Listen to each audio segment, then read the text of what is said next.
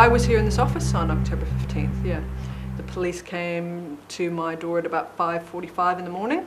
So I lived in a tent in the bush just up the road, and I'd come here to do my washing. And I was sleeping upstairs here on this mezzanine floor, and I was sound asleep early hours of the morning, and suddenly heard a lot of banging and crashing and wondered what was going on. I kind of woke up with the birds singing, and I heard some noises and men's voices and stuff in the bush. The door knocked again, but at that point I thought they were going to break the door down, and the police said, "Valerie, open the fucking door." Yeah, and so the next minute we know the tent's surrounded by these guys with big Bushmaster rifles and torches and just yelling at us, "Get the fuck out of the tent, get your hands in there." 6 in the morning. Jumped down the ladder here, opened the door and found several police officers in the hallway. So I came through into here and went, well, I'm obviously being raided. I said to them, "Where's your search warrant?" And they handed me this really thick document. Yeah, and then they proceeded to open up the tent and make us get out and lie on the ground and handcuffed us. Police officer took me downstairs, sat me down, and they proceeded to spend the next 4.5 hours searching the house. Pulled all the plants out of their planters, pulled the back off the refrigerator, pretty much turned everything upside down, and took me down to the police station.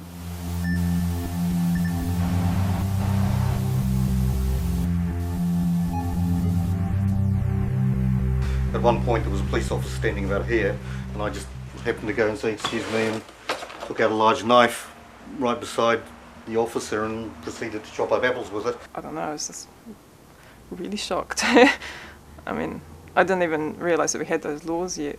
The detective in charge who told me that they were going to charge me with participating in a terrorist conspiracy, yeah, which I thought was really quite funny at the time. It seemed like the most absurd thing I'd ever heard.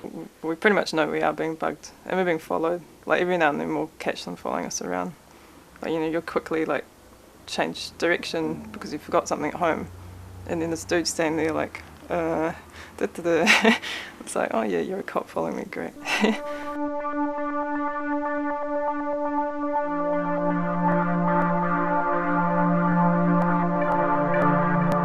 Well, the Terrorism Suppression Act is an act that's come in relatively recently. It's been changed a couple of times, I believe, to supposedly create a legal environment in which it's easier to prosecute terrorism. Prior to 9/11, the bill was called the Terrorism Bombings and Financing Act, and it was strictly about passing 2 UN conventions against the financing of terrorism. Suddenly now we're in an environment where we're cracking down on terrorism. Post 9/11, everywhere in the world has to crack down on terrorism.